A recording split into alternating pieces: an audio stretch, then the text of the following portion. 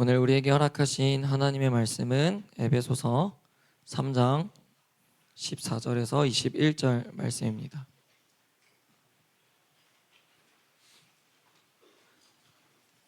에베소서 3장 14절에서 21절 말씀입니다.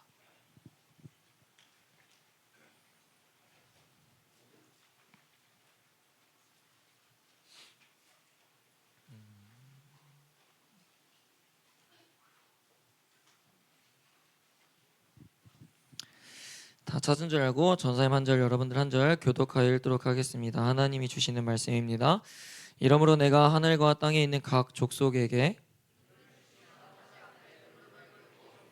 그의 영광의 풍성함을 따라 그의 성령으로 말미암아 너희 속사람을 능력으로 강건하게 하시오며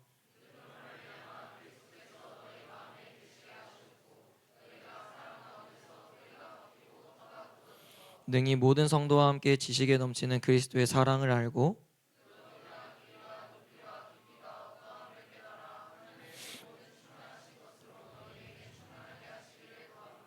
우리 가운데서 역사하시는 능력대로 우리가 구하거나 생각하는 모든 것에 더 넘치도록 능히 하실 이에게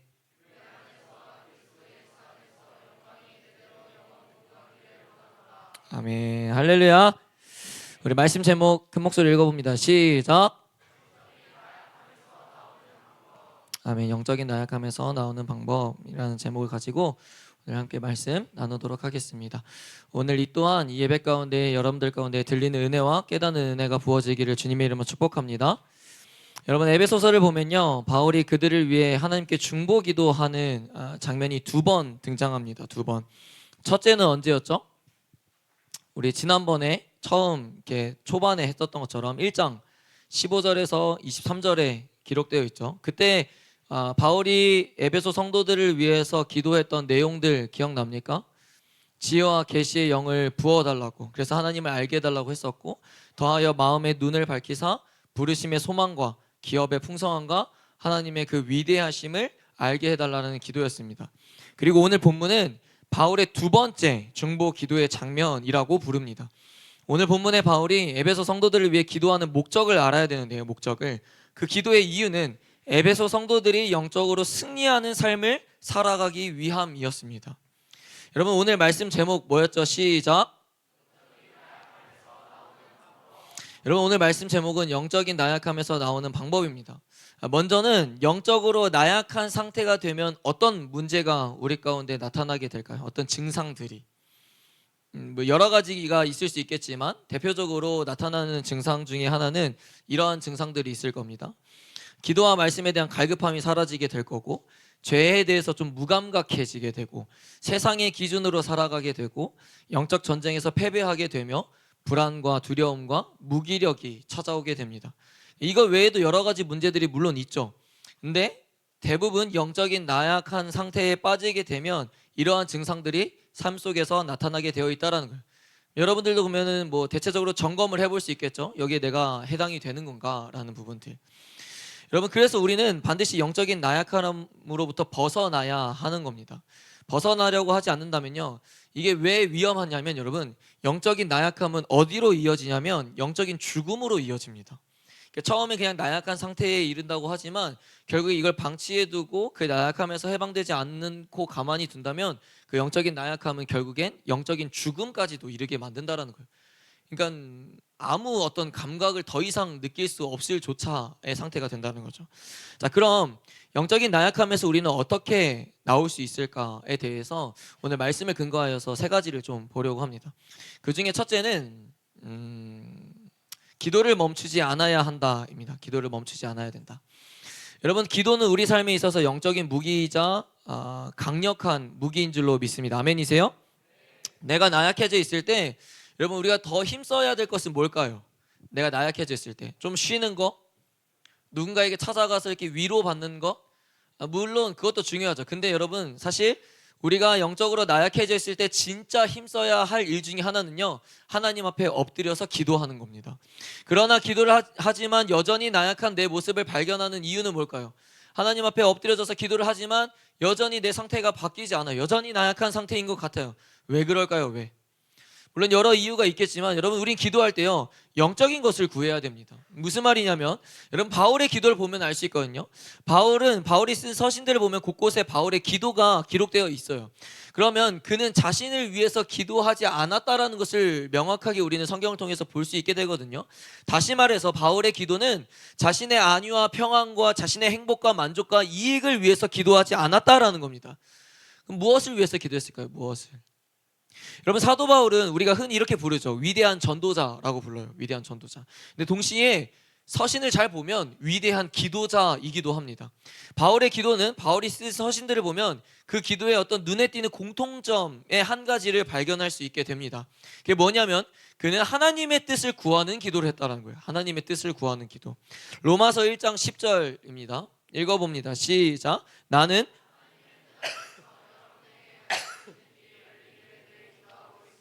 아멘. 에베소서의 첫 번째 그의 기도도 마찬가지고 로마서에서도 기록한 것처럼, 여러분, 그는 자신이 바라는 대로 기도하지 않고 자신의 감정대로 기도하지 않고 하나님이 바라시는 대로 성도들이 하나님을 알 수 있게 해달라고 기도를 올려드립니다. 즉 바울은 하나님의 뜻을 굉장히 중요하게 생각했던 사람이라는 거예요. 그래서 그는 서신을 쓸 때도 항상 이렇게 표현했습니다. 고린도서 1장 1절에도 하나님의 뜻으로 말미암아 그리스도 예수의 사도된 바울은, 이렇게 이야기하면서 에베소서와 골로새서와 디모데후서에도 시작할 때 항상 하나님의 뜻, 하나님의 뜻, 하나님의 뜻을 이야기를 합니다. 여러분, 우리의 기도도 늘 하나님의 뜻을 구하는 기도가 되어야 합니다. 그저 내가 원하고 내가 바라는 대로 구하는 것이 아니라 하나님의 뜻을 구하고 내 기도가 하나님의 뜻이 되기를 구하는 기도를 올려드려야 된다라는 거죠. 그런데 우리의 기도를 보면 어떻습니까? 늘 내가 필요한 기도, 그렇죠? 어떤 내 안위를 구하는 기도, 내 어떤 평안과 내 행복과 내 만족을 위한 기도, 그러니까 늘 내가 원하는 것만 하나님께 기도하는 모습들을, 우리의 기도의 모습들 중에서 종종 그런 모습을 발견하게 된다는 거예요. 솔직하게는 아버지의 뜻은 어떠하든지 상관없고 일단 내 뜻대로 되기를 바라는 마음이 우리 가운데 솔직하게 있지 않냐라는 거예요. 그리고 이것이 아버지의 뜻이라고 말해줘도, 그리고 아버지가 응답을 나타내줘도 우린 그걸 인정하지 않죠. 왜요? 일단 난 정해놨거든. 내 뜻은 이거고 내 기도가 이루어진다면 이렇게 돼야 되는 게 이루어지고, 이게 내 하나님의 뜻이라고 믿거든. 근데 하나님은 하나님의 뜻이 이거다라고 보여줬을 때 우린 그걸 인정하지 않는다는 거예요. 그리고 그걸 응답받았다고 하지 않는다라는 거죠. 우린 그걸 인정하지 않고 이게 정말 하나님이 바라는 게 맞냐고, 내가 열심히 그렇게 기도했는데 어떻게 이러냐고 원망하는 모습들이 우리 가운데 많이 있습니다. 사랑하는 여러분, 우리의 기도가 달라져야 됩니다. 내 것을 구하는 기도에서 하나님의 것을 구하는 영적인 기도를 해야 된다라는 거예요. 내 뜻이 아니라 하나님의 뜻을 구하는 기도를 올려드려야 되는 거예요. 그렇게 우리의 기도가 달라질 때요, 나약함으로부터 벗어나게 되는 것입니다. 믿으십니까? 여전히 내 기도가 나를 위해서, 내 이익과 내 평안과 내 성공을 위해서라면 여러분, 냉정하게 한번 이야기해보자는 거예요. 정말 하나님이 그 기도를 좋아하실까라는 거예요. 정말 하나님이 그 기도에 응답하실까라는 겁니다. 또 그 기도가 영적 전쟁에서 과연 무기가 될 수 있냐라는 거예요. 무기가. 그 기도가 불안과 두려움에 놓인 나를 나의 그 나약함으로부터 벗어나게 할 수 있는 기도냐라는 거예요. 정말 냉정하게. 그렇게 기도하고 있다라면 여러분, 우리 기도를 고쳐야 돼요. 그건 건강한 기도가 아니다라는 겁니다. 기도해도 응답받지 못하는 이유가 뭔지 아세요? 기도를 해도 응답받지 못하는 이유? 뭐 여러 가지 이유가 있습니다. 그중 하나는 야고보서 4장 3절입니다. 읽어봅니다. 시작. 구하여도 받지 못함은, 아멘. 자기의 욕심으로, 자기의 욕망으로 구하니까 받지 못하는 겁니다. 여러분, 이 말씀을 통해서 목사님이 한 가지 더 여러분들에게 이야기하고 싶은 게 있는데요, 또 주의해야 될 게 있어요. 그게 뭐냐면, 하나님의 꿈과 비전을 이루기 위한 기도를 올려드릴 때도 이 또한 내 욕심이 담겨져 있지 않은지를 잘 점검할 수 있어야 돼요. 여러분들에게 뭐 없는 사람들도 있지만 꿈이 있는 사람들 있죠. 직업적인 꿈, 그리고 비전이 있는 사람들도 있을 겁니다. 여러분, 욕심이 담겨져 있으면요, 그것 때문에 오는 지침과 어려움이 나를 나약하게 만듭니다. 그걸 알아야 돼요. 그것을 하나님의 꿈과 비전이라고 포장하면서 자기 스스로를 자꾸 거기에 가둬두고 합리화시켜놓고 하나님께서 당연히 들어주셔야 되는 것처럼, 하나님이 주신 비전인데 주님 왜 안 들어줘요? 주님, 내가 하나님께서 주신 비전이라서 내가 이렇게 열심히 하는데 이 기도에 응답해 주셔야 되는 거 아니에요? 그런 기도를 하고 있지 않은지 점검해야 된다는 거예요. 사실은 내가 좋아서 하는 일인데, 하나님의 영광이고 복음을 드러내고 말고는 둘째 문제고, 일단 내가 좋으니까, 내가 행복하니까, 내가 잘하니까 하고 싶은 건데, 자꾸 하나님이 주셨기에 하나님이 원하시는 거기에 이 정도는 기도는 들어주셔야 되는 거 아니냐고. 이 정도의 기도도 응답해 주시지 않으면서 내가 어떻게 그 길을 갈 수 있냐고. 그런 기도는 올바른 기도가 아닌 겁니다. 욕심이 담겨져 있으니까 기도에 응답이 없는 거예요. 그러니까 나타나는 증상이 뭡니까? 지치는 거예요. 하나님과의 관계적인 부분에 있어서도 지치는 겁니다. 스트레스 받으면서 나약해질 수밖에 없는 거예요. 여러분, 우리의 기도의 동기는요, 전적으로 처음부터 끝까지 하나님을 향해 있어야 됩니다. 내 기도의 동기가 내 욕심으로 내 이기적이고 자기중심적인 기도로 변할 때요, 그 기도는 효력이 사라지게 돼요. 그리고 그 기도는 응답하지 않는다라는 겁니다. 그럼 어떻게 됩니까? 기도의 힘을 잃게 되는 거죠. 기도의 힘을 잃는다는 건 단순한 이유가 아니에요. 단순하게 생각해서는 안 되는 거예요. 기도의 힘을 잃는다는 것은요, 영적으로 내가 아무 힘이 없다는 거예요. 아무 힘이 없다는 거. 그래서 늘 하나님의 뜻을 구하며 영적인 것을 구해야 되는 겁니다. 요한일서 5장 14절입니다. 시작. 그를 향하여 우리가 가진 바 그의 뜻대로 무엇을 구하면 들으심이라. 아멘. 성경은 분명하게 증거하고 있죠. 어떤 기도를 들으신다고요? 그의 뜻대로 구하는 기도. 무엇이든 하나님의 뜻대로 구하는 기도를 들으신다라고 하십니다. 하나님이 듣고 응답하는 기도를 해야 기도가 강력해지는 거예요. 여러분, 기도가 강력해져야 영적으로 나약함으로부터 해방할 수 있다라는 겁니다. 그래서 강한 기도가 강한 사람을 만들어내는 겁니다. 아멘이세요? 그래서 기도를 멈추지 않고 해야 한다라는 거예요. 하나님의 뜻을 구하는 올바른 기도를 끊임없이 올려드려야 된다라는 거죠. 그래야 영적인 나약함으로부터 해방될 수 있다라는 거죠. 근데 역으로 생각해 보세요, 여러분. 기도하지 않는데, 그리고 기도한다 해도 기도에 힘이 없는데, 기도에 힘이 없다라는 건 내 욕심대로 내가 구하고 싶은 것만 내 멋대로 구하는데 어떻게 내 기도가 강력해질 수 있냐라는 거예요. 어떻게 내가 영적으로 강해질 수 있냐라는 거예요. 그럴 수 없죠. 그럴 수 없다고요. 오늘 본문 16절 읽어봅니다. 16절 시작. 그의 영광의 풍성함을 따라 그의 성령으로 말미암아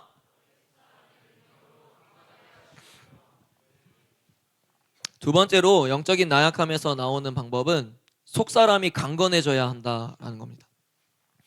속사람이 강건해야 여러분 나약함으로부터 벗어날 수 있습니다. 그럼 우리는 여기서 속사람과 겉사람을 머리에 어느 정도 정립하고 가야 돼요. 전혀 어렵지 않고 이미 잘 알고 있는 개념입니다. 여러분, 속사람은 어떤 겁니까? 내적인 거죠. 영적인 거고 성령이 거하는 어떤 영혼을 이야기하는 겁니다. 그래서 PPT를 보면은 내적인 것과 하나님의 뜻을 따르는 것, 그리고 성령의 열매를 맺는 것, 하나님 중심적인 삶을 사는 것, 그게 바로 속사람이죠. 그럼 겉사람은 뭡니까? 반대죠. 외적인 것을 추구하고 타락한 본성을 따르고 악한 열매를 맺고 세상적인 삶을 사는 사람, 그걸 바로 겉사람이라고 이야기합니다. 여러분, 우리는 속사람이 강한 사람이어야 합니다. 아멘이세요? 속사람이 약할수록 육신으로 지배받는 삶을 살게 돼요. 그게 얼마나 무서운지를 알아야 된다는 거예요. 육신으로 지배받는 삶에 어떤 맺어지는 열매가 뭡니까? 갈라디아서에 기록되어 있듯이 우상숭배, 분쟁, 시기, 분열, 방탕함, 이런 것들이에요. 육신으로부터 지배받지 않고 성령이 인도하는 삶을 살기 위해서는요, 내 속사람이 강건해져야 된다라는 겁니다. 여러분, 우리는 자꾸 겉으로 보여지는 것에 집중하고 겉사람이 화려해지고 겉사람을 치장하는데 너무 많은 에너지를 소모하곤 합니다. 그치, 성훈아? 잘 준비가 잘 됐어. 아주. 여러분, 그렇게 산다면 그럼 믿는 우리가 세상 사람들과 다를 게 뭐가 있냐라는 거예요. 그렇지 않아요? 겉사람을 화려하게 꾸미고 겉사람을 치장하는데 많은 에너지를 소모한다면 우리가 믿는 우리가 세상 사람들과 도대체 뭐가 다르냐라는 거예요. 뭐가 다르냐.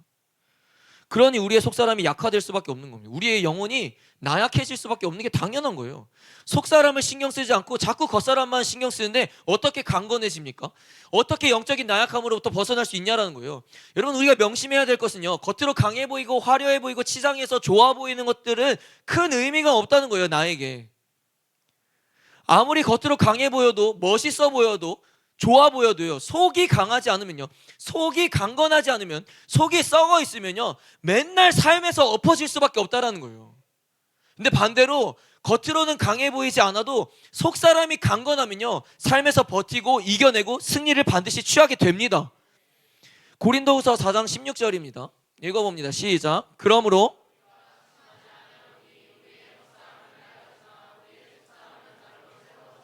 아멘. 겉사람은 낡아서 쇠해질 수 있지만 속사람이 날마다 성령 안에서 새로워진다면 어떠한 고난과 환경이 나를 두렵게 지배하지 못하게 된다라는 겁니다. 할렐루야. 그래서 속사람이 강건해야 영적인 담대함을 얻게 되는 거고 나약함으로부터 이겨낼 힘을 갖게 되는 겁니다. 여러분, 예수님의 제자들을 떠올려 보세요. 그들이 영적으로 봤을 때 완전 나약한 인간에 불과했습니다. 너무 잘 알지 않습니까? 근데 그들이 영적인 나약함으로부터 해방되었던 때가 언제냐라는 거예요. 때가 언제냐고. 성령으로 말미암아 그들의 속사람이 변화를 입으니까, 성령으로 말미암아 그들의 속사람이 강건해지기 시작하니까 더 이상 두려울 게 없는 겁니다. 수많은 영적 전쟁 속에서도 믿음을 잃지 않고 전진할 수 있었던 이유가 바로 여기에 있었던 거예요. 제자들에게. 속사람이 강건하니까. 여전히 겉으로는 약해 보일 수 있으나, 화려해 보이지 않고 멋없어 보일 수는 있으나 속사람이 강하니까. 여러분, 속사람과 겉사람은요 각각 추구하는 방향 자체가 완전히 달라요. 속사람은 하나님의 말씀을 쫓아서 살기에 그 사람은 평안과 위로와 소망을 발견하게 되죠. 근데 반대로 겉사람은 어때요? 겉사람의 기준은 세상의 가치관이에요. 세상이라고요. 예를 들면 외모, 성공, 소유, 인정, 명예 등 그걸 쫓으니까 뭘 보게 됩니까? 불안, 낙심, 두려움, 패배, 이런 것들을 보게 되는 거예요. 오늘날 여러분들이 가장 고민을 많이 하고 있는 게 있다면 뭘까요? 학생으로서 본업이 학업에서 학생으로 본분을 지키면서 동시에 어떻게 신앙도 지킬 수 있을까? 이런 고민이지 않습니까? 아닌가 봅니다. 좀 해, 이런 고민을. 여러분 보세요. 학생으로서의 본분도 지키고 신앙도 지킬 수 있을까? 이런 고민들. 근데 여러분, 앞에 목사라서 이런 말을 그냥 하는 게 아니라요, 여러분 분명하게 얘기해 줄 수 있는 건, 목사님이 속사람이 강건하면요 그 일들 다 감당할 수 있어요. 근데 문제가 뭐예요? 사실 우리가 그 문제를 발견하지 못해서 그렇고 잘 안 보려고 해서 그렇지, 문제는 뭐냐는 거예요. 영적인 나약함이 내 안에 있으니까 못할 거라고 하는 겁니다. 지금 내가 신앙을 지키며 하나님 앞에 나아가는 것보다 현실적인 문제가 더 큰 것이며 겉사람이 사람들에게 인정받고 내가 화려해지는 게 먼저라는 거예요. 좋은 학교 가고 좋은 직업을 갖고 돈을 많이 벌고 행복하게 사는 게 먼저다라는 거죠. 목사님은요 속사람이 강건해지면 공부도 잘해지고 성적도 잘 나올 거라고 말하는 게 아닙니다. 적어도 속사람이 강건해지면요 성령 안에서 속사람이 변화를 입게 되면요 공부를 잘 못해도요 사람들에게 인정받지 못하더라도, 사람들이 나를 칭찬해주지 않더라도 낙심하고 엎어져 있진 않다라는 거예요. 내 겉사람이 조금 보기에 마음에 들지 않아도 거기에 시선을 두지 않는다는 겁니다. 내 겉사람보다는 내 속사람에게 시선을 두게 되어 있다는 거죠. 그래서 성적이 조금 안 나와도 내 꿈을 이루기엔 틀렸다고, 나 이번 생에 망했다고, 내 앞길은 정말 막막한 인생이라고 생각한다는 것 자체가 이미 내 속사람이 망가졌다는 증거예요. 여러분, 그렇게 생각하는 사람들 있죠. 그게 바로 겉사람을 내가 너무나도 중요하게 생각하고 있다는 거예요. 목사님이 신학교에 처음 입학할 때, 신대원 말고 처음 대학교에 입학했을 때 우스개로 하는 소리들이 있었어요. 그게 뭐였냐면, 처음 입학할 때의 1학년들의 신앙은 목사와 같고, 2학년이 되면 장로와 같고, 3학년이 되면 집사와 같고, 4학년 졸업할 때 되면 신앙이 성도로 변한다는 우스개 소리가 있었어요. 근데 여러분, 오늘날 교회를 봐도 그래요. 여러분, 한 학년 먹을수록 신앙이 어떻습니까? 사실 더 오래 다니고 오래 배우고 오래 들었고 오래 경험했다면 한 학년이 올라갈수록 정상적이라면 뭐가 나타나야 돼요? 더 믿음이 단단해져야 되고, 더 속사람이 강건해져야 되고, 더 하나님 앞에 뜨거워져야 되는 게 정상이지 않습니까? 근데 올라가면 올라갈수록 하나님으로부터 더 멀어지고, 겁도 생기고, 두려움이 생기고, 믿음은 시도 때도 없이 흔들리고, 속사람이 다 무너져 있지 않냐라는 거예요. 이거 뭔가 잘못된 거 아닙니까, 여러분? 언제 우리의 속사람이 이렇게 문드러졌습니까? 언제부터 나의 속사람이 이렇게 나약해지기 시작했습니까? 배운 건 더 많은데, 들은 건 더 많은데, 훈련한 시간들은 수없이 많은데, 어떻게 나이가 들면 들수록, 여기 있는 선생님들도 마찬가지고 목사님도 마찬가지고, 어떻게 나이가 들면 들수록 더 약해지냐라는 거예요. 언제부터 우리의 겉사람을 그렇게 신경 쓰기 시작했습니까? 언제부터 우리의 겉사람이 보여지기가 중요해지기 시작했냐라는 거예요. 여러분, 그거 아니에요. 아니라고요.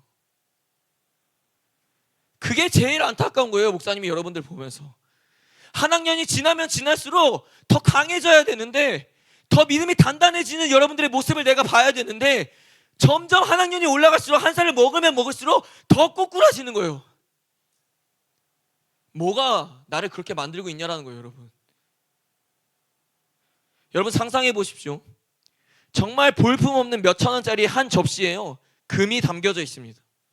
근데 반대에 굉장히 이쁘고 화려한 접시에 쓰레기가 놓여져 있어요. 그럼 무엇을 선택하겠습니까? 아무리 겉으로 보여지는 게 별로여도요, 그 속에 금이 담겨져 있으면 그 접시의 가치가 달라지는 거예요. 반대로 아무리 보기에 이쁘고 화려해 보여도요, 그 안에 쓸모없는 쓰레기가 가득하면 누구도 그 접시를 갖고 싶지 않아 할 겁니다. 사랑하는 여러분, 지금의 시대 속에서 살아남으려면요, 속사람이 강건한 사람이 되어야 되는 겁니다. 내가 영적으로 강한 사람이 되어야 되는 거예요. 그래야 바울이 말했던 것처럼 이 세대를 본받지 않고 살아갈 수 있는 다음 세대가 될 수 있다라는 겁니다. 속사람을 강하게 만드는 곳이 아니라면요, 여러분 그 자리로부터 피하십시오. 속사람을 겉사람보다 더 중요시 여기고 겉사람부터 신경 써야 된다는 말부터 여러분 피하십시오. 겉은 낡아져도요, 속은 성령 안에서 날마다 새로워지고 강력해져야 되는 겁니다. 그래야 영적인 나약함으로부터 벗어날 수 있게 된다라는 거예요. 우린 너무 겉사람에게 치장하고 있습니다. 집중하고 있어요. 그것이 마치 우리의 전부인 것처럼. 17절을 보겠습니다. 17절 읽어봅니다. 시작. 믿음으로 말미암아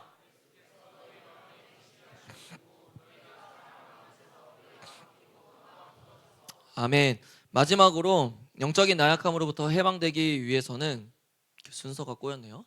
그리스도가 내 안에 사랑으로 계셔야 한다입니다. 그리스도가 내 안에 사랑으로 계셔야 한다.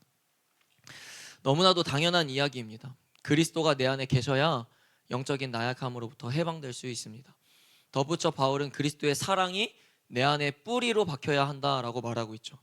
여러분 여기서 뿌리가 박히다라는 이 표현이요, 이 원어로 번역해 보니까 건축할 때 기초를 놓다라는 의미를 가지고 있어요. 바울이 그 기도를 올려드린 이유는 그리스도의 사랑이 성도들의 마음 깊숙이 박히고 기초가 될 때 더욱 견고함으로 그들의 신앙이 쉽게 무너지거나 흔들리지 않게 되기 때문이라는 겁니다. 여러분 우리 또한 그리스도의 사랑을 알고 그 사랑이 우리 안에 기초로 세워져야 됩니다. 그리스도의 참된 사랑이 내 안에 뿌리를 받고 터가 굳어지면 우리는 결코 나약한 존재가 아님을 경험하게 될 수 있다라는 거죠. 바울은 이 예수 그리스도의 사랑을 알아야 된다고 말하면서 이렇게까지 알아야 된다라고 이야기하거든요. 19절에 이렇게 이야기하죠. 그 너비와 길이와 높이와 깊이가 어떠함을 깨달아 라고 이야기해요.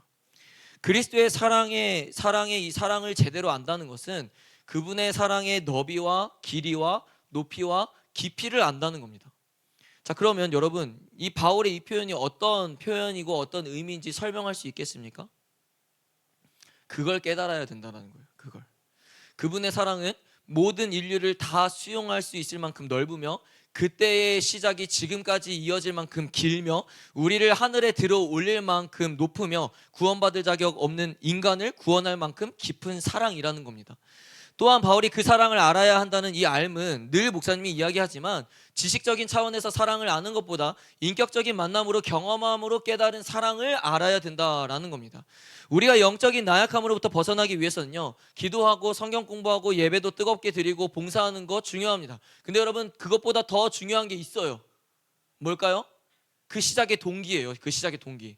하나님을 사랑하는 것부터 시작되어야 되는 거예요. 하나님을 사랑하기에 기도하는 거고, 하나님을 사랑하기에 말씀을 보고, 하나님을 사랑하기에 예배하고, 하나님을 사랑하기에 봉사하고 희생하고 섬기는 것을 주저하지 않아야 된다는 거예요. 근데 그러한 사랑 없이 형식적으로 기도하고 말씀 보고 예배 드린다면 그거 옳지 않다라는 거죠. 그래서 사랑이 기초가 되어야 된다라는 겁니다. 그래서 봉사와 섬김도 마찬가지예요. 여러분 하나님을 사랑해서 하는 것이 아니라면 그만두십시오.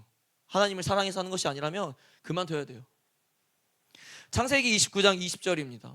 읽어봅니다. 시작. 야곱이 라헬을 위하여 7년 동안 라반을 섬겼으나 아멘. 하나님을 위해 하는 일에 기쁨이 사라지고 그게 일이 되어버리고 사랑하는 마음이 사라진다면요, 여러분 그 일 그만둬야 돼요. 진정한 그리스도의 사랑이 내 안에 거하게 되면요, 하나님을 위해 일하는 것이 아깝지 않게 돼요. 그분을 위해서 내가 희생하는 거, 내 몸을 드리는 거, 내 육신을 드리고 내 시간을 드리고 내 물질을 드리는 거 그저 즐겁고 감사하게 된다는 거예요. 교회 안에서도 봉사를 많이 하고 있는 사람들을 보면 알 수 있죠. 여러분 누가 가장 열심히 봉사합니까? 누가 가장 열심히 섬기고 누가 가장 열심히 희생합니까? 함부로 단정 짓는다고 생각할 수도 있지만 대체적으로 하나님을 사랑하는 사람이 먼저 앞장서게 되어 있어요.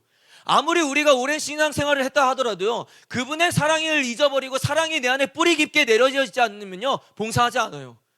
교회를 오래 다녔건 집사건 권사건 장로건 상관없이, 어떠한 직분을 갖고 있던 상관없이 봉사하고 섬기고 희생하고 열심히 예배드리고 하지 않는다고요. 그분을 향한 사랑이 내 안에 사라지게 되니까요, 나타나는 게 뭡니까? 영적으로 나약해지는 거예요. 겁이 많아지기 시작하는 겁니다. 그래서 말씀을 따라 그분을 향해 달려가는 일들이, 그분을 섬기며 따라가서 모든 일들이 이제 내게 버겁게 느껴지는 거예요. 힘든 거고 이렇게 어렵게 느껴지게 되는 거죠. 사랑하는 여러분, 예수 그리스도의 사랑이 여러분들의 마음 깊숙이 뿌리내리기를 주님의 이름으로 축복합니다. 여러분 보세요. 예수님은요, 우리를 사랑하시기에 이 땅에서 감당하셔야 할 일들을 다 감당하셨습니다. 하늘의 영광을 포기하셨고, 낮고 낮은 이 땅에 인간의 형태로 오셨고, 벌레만도 못한 나를 위해 죽으시고 다시 부활하셨습니다. 왜요? 사랑하셨다라는, 우리를 사랑하신다는 그 동기가 있었기에. 내가 잘해서입니까? 내가 그분을 위해 무엇을 했기 때문입니까? 아니요, 그저 그분이 나를 사랑하셨기 때문에 그 일을 하신 거예요. 마찬가지로 우리도 그분을 사랑하게 되면요, 그분을 위해 감당해야 할 일들이 더 이상 짐처럼 느껴지지 않는 겁니다. 그분의 사랑을 알고 그분을 사랑하기에 쉽게 약해지지 않는 거예요. 사랑하는 청소년부 여러분, 우리가 나약한 존재이지만요, 나약해지지 않으려면 그리스도의 사랑이 내 안에 깊게 뿌리를 내려야 됩니다. 바울이 오늘 본문에 말했던 것처럼요, 뿌리를 깊게 내리고 터가 굳게 세워지게 된다는 거, 건물의 기초가 튼튼하게 세워졌다는 것을 의미하는 거거든요. 그럼 우리의 신앙이, 우리의 믿음이, 우리의 삶과 우리의 미래가 쉽게 흔들리지 않게 된다는 거예요.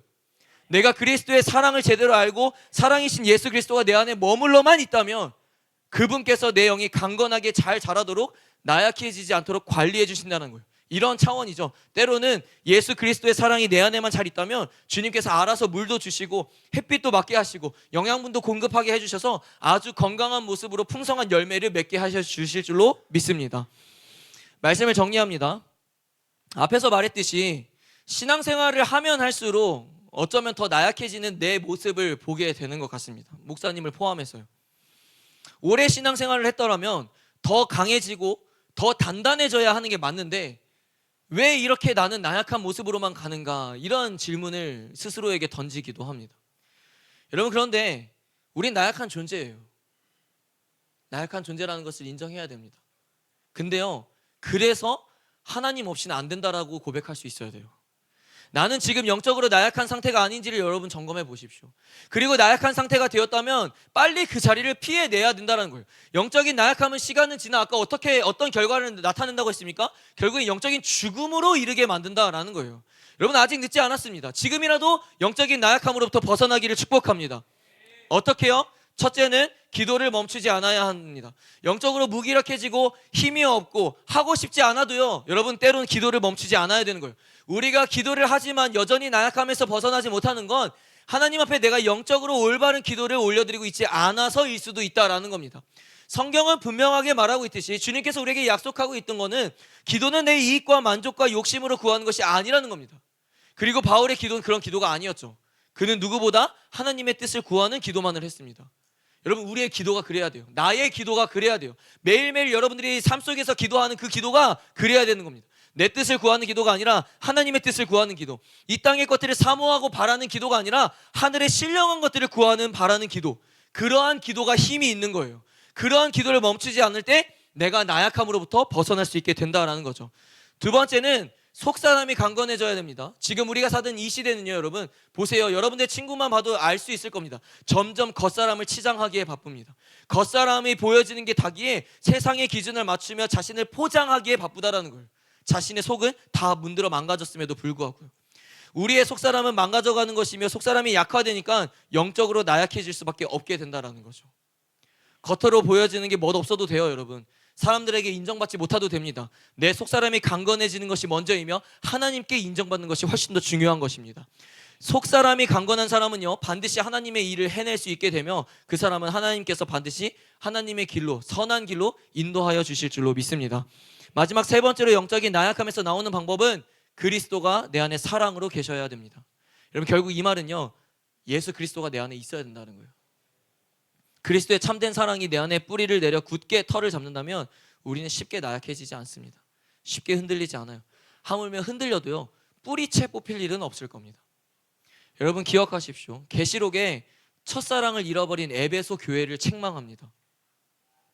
하나님께 책망받는 그 일이 오늘날 우리에게 일어나서는 안 되는 거예요. 예수님을 사랑했던 그 첫사랑, 그 사랑을 잃어버리지 말고 그리스도의 넓고 길고 높고 깊은 그 사랑을 마음에 새겨 뿌리를 내리기를 주님의 이름으로 축복합니다. 그로 인하여 영적인 나약함으로부터 해방되는 우리 모든 지체들이 되기를 주님의 이름으로 축복합니다. 아멘. 자리에 일어납시다.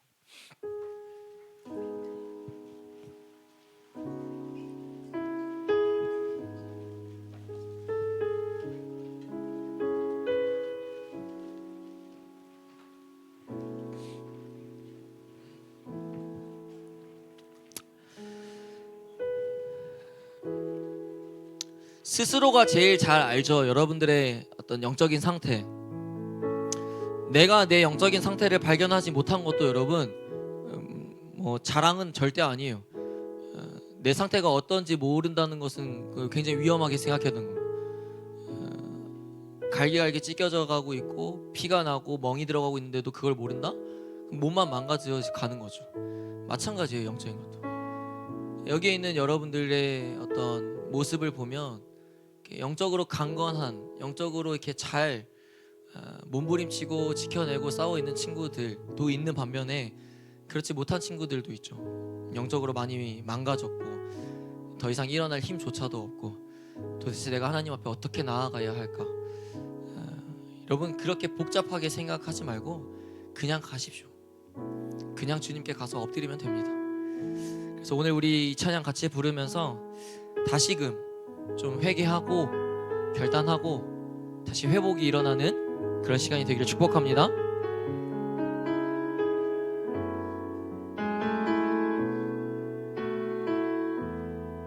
오 주님 당신은 오 주님 당신은 내 삶 구석구석까지 감찰하시며 나를 응원하시는 분 내 길을 밝혀서 영원한 생명의 길로 인도하시며 나를 격려하시는 다시 한번 오 주님 당신은 오 주님 당신은 내 삶 구석구석까지 감찰하시며 나를 응원하시는 분 내 길을 밝혀서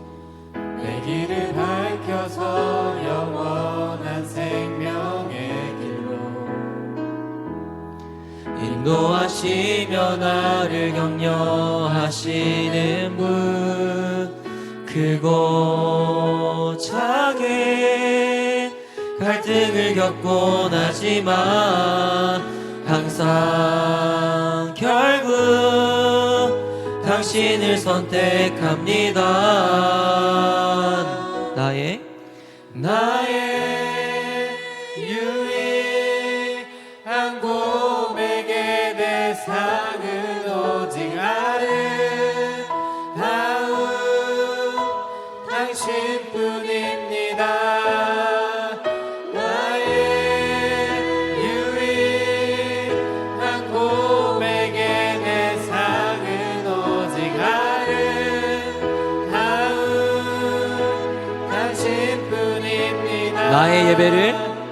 나의 예배를 받으소서 홀로 영광을 받으소서 주여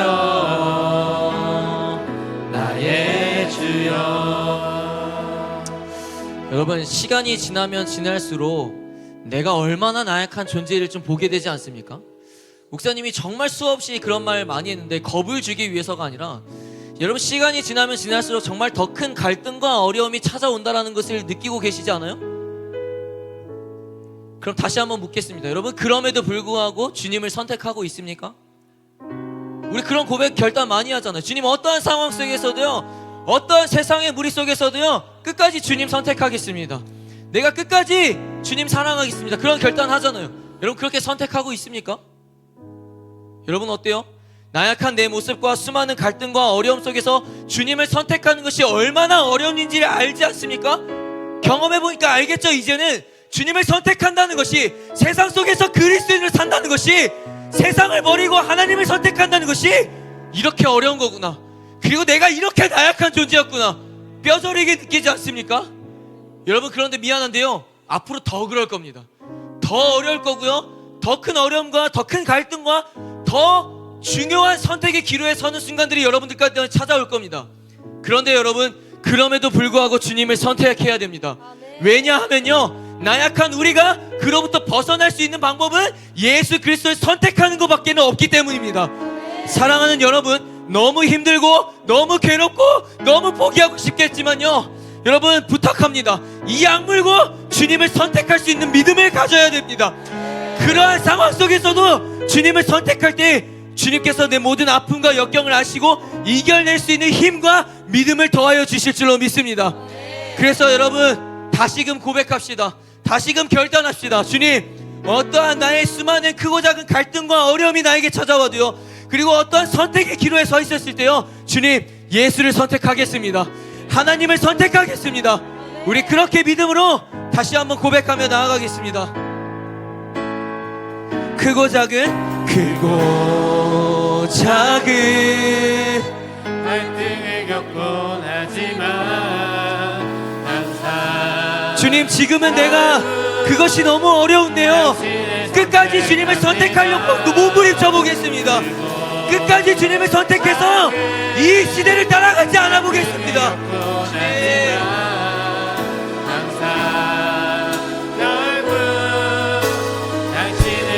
계속 고백합시다. 크고 작은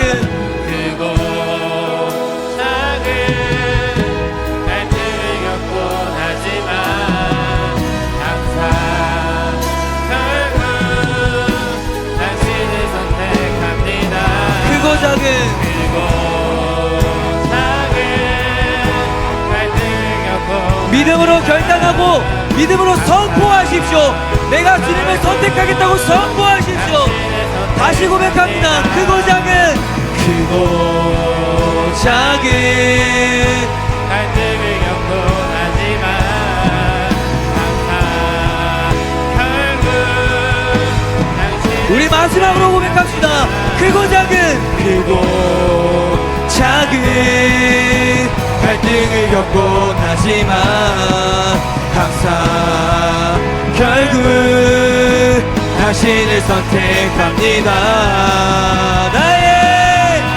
나의 유일한 고백의 내 삶에 오직 예수, 오직 주님, 당신뿐입니다. 나의 유일한 고백의 내 삶에 오직 하늘. 여러분, 진짜로 약속하십시오. 정말로 결단하십시오. 나의 유일한 고백의 내 삶을 오직 아름다운 당신뿐입니다.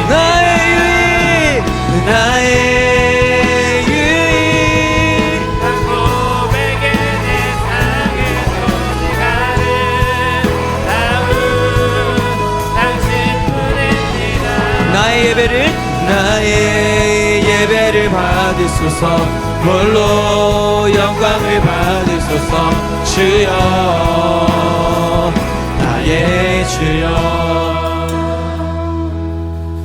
나의 유일한 고백의 내 삶은 오직 아름다운 당신뿐입니다.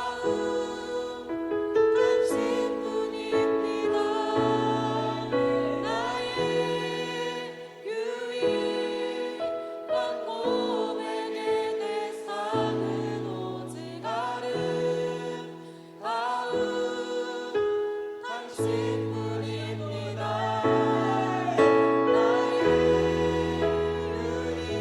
유일한 고백의 내 삶은 오직 아름다운 당신뿐입니다. 나의 예배를 나의 예배를 받으소서. 홀로 영광을 받으소서. 주여 나의 주여. 여러분 아까도 이야기했지만 나약한 내 모습과 수많은 갈등과 그런 어려움 속에서 주님을 선택한다는 건 그렇게 쉬운 일이 아니에요. 그런데 끝까지 주님을 선택하기 위해서 몸부림쳐야 됩니다. 그게 우리가 살 수 있는 방법이며 그게 영적인 나약함으로부터 벗어날 수 있는 방법인 겁니다.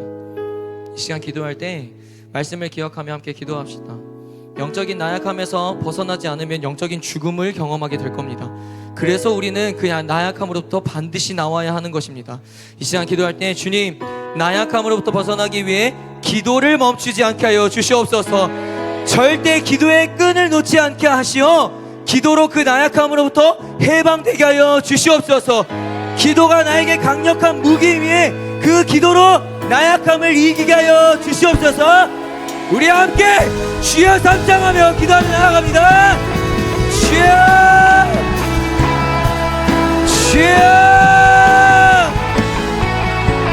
주여.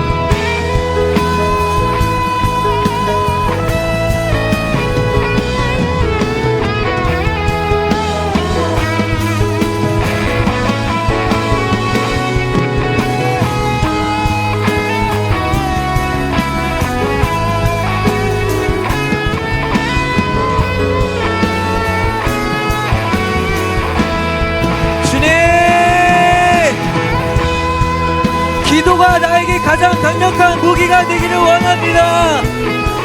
기도의 끈을 놓지 않음으로써 영적인 나약함으로부터 해방되기를 원합니다. 주여!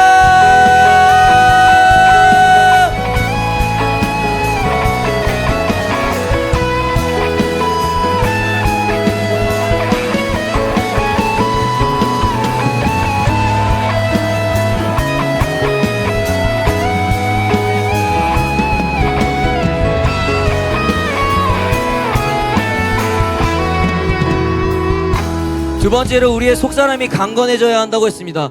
여러분, 기도와 동시에 여러분 스스로에게 질문을 던져보십시오. 내 속사람이 언제부터 이렇게 문드러졌는가? 언제부터 내가 속사람을 이렇게 방치해 두었는가? 언제부터 내가 그렇게 겉사람에게 집중했고 겉사람을 치장하고 화려하게 꾸미는 데 집중했는가? 여러분, 우리가 영적으로 병들고 나약해진 이유 중 하나는요, 자꾸 겉사람을 신경 써서 그렇습니다. 사람들의 평가가 중요하고 학교의 이름이 중요하고 직업이 중요하고 성공과 명예가 중요하니까 속사람이 약화될 수밖에 없는 거죠. 열심히 살지 말라는 게 아닙니다. 열심히 하지 말라는 게 아니에요. 겉사람보다 더 중요한 건 속사람이라는 것을 분명하게 하라는 겁니다. 여러분, 한번 예수 믿기로 작정했다면요, 끝까지 믿음으로 전진해야죠. 왜 뒤를 돌아봅니까? 주를 따라 살기를 결단했다면요, 죽이 되든 밥이 되든 따라가야죠. 왜 다른 것을 자꾸 바라봅니까? 속사람은 보이지 않는 것을 쫓으며 영원한 것을 쫓으며 하나님의 말씀을 기준으로 사는 삶이며 하나님의 뜻이 더 중요한 사람입니다. 이 시간 기도할 때, 주님, 세상을 바라보고 눈에 보이는 것에 연연하고 정욕을 따라 사는 삶을 멈출 수 있게 도와주시옵소서.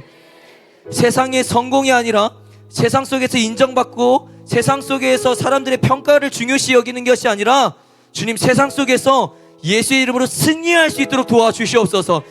내 속사람이 더욱 강건하여져서 지금의 시대 속에서 나약해지지 않도록 주님께서 도와주시옵소서. 우리 내 속사람이 더욱더 강건해지게 해달라고 주여 한번 부르시고 기도합니다. 주여! 나의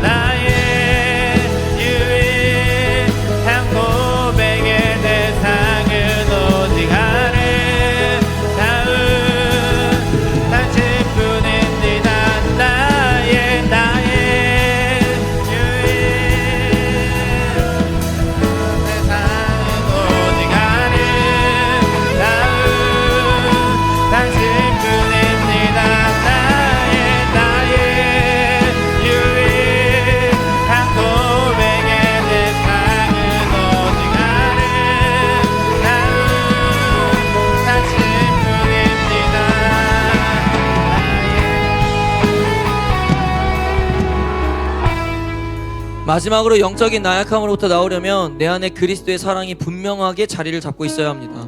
다시 말해 내 안에 예수 그리스도가 왕좌의 자리에 앉아 있어야 된다는 겁니다. 그분의 사랑이 얼마나 넓고 길고 높고 깊은지를 분명하게 알고 내 안에 그러한 그분의 사랑의 뿌리를 내려 터를 세운다면 우리는 그분의 사랑으로 나약해지지 않을 줄로 믿습니다. 여러분, 세상에 뺏긴 예수 그리스도의 사랑을 되찾아 오십시오. 이 시간 기도할 때 주님, 그리스도의 사랑이 내 안에 깊게 뿌리를 내리게 하여 주시옵소서.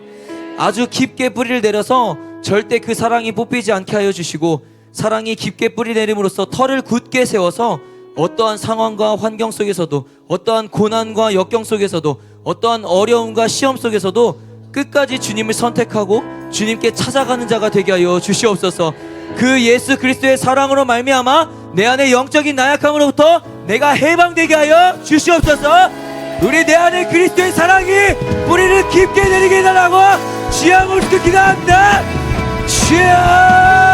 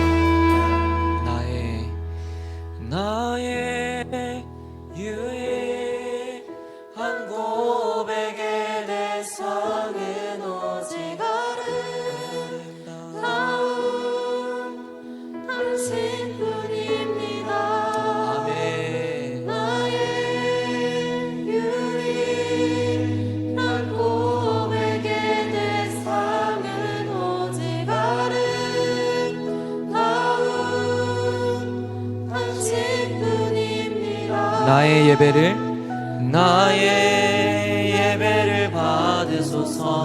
홀로 영광을 받으소서. 주여 나의 주여. 사랑과 은혜가 풍성하신 하나님, 주님, 시간이 지나면 지날수록요 어찌 더 나약하고 더 볼품없는 내 모습을 보게 됩니다. 시간이 지나면 더 강해지고 더 단단해져야 하는데 그렇지 못한 내 모습을 보면서 참 인간은 유한하구나, 정말 인간은 아무것도 아닌 존재구나 라는 것을 느끼게 됩니다. 그래서 주님의 은혜 없이는 살아갈 수가 없는 건가 봅니다. 그래서 주님을 믿는 믿음 없이는 우리가 잘 살 수 없는가 봅니다.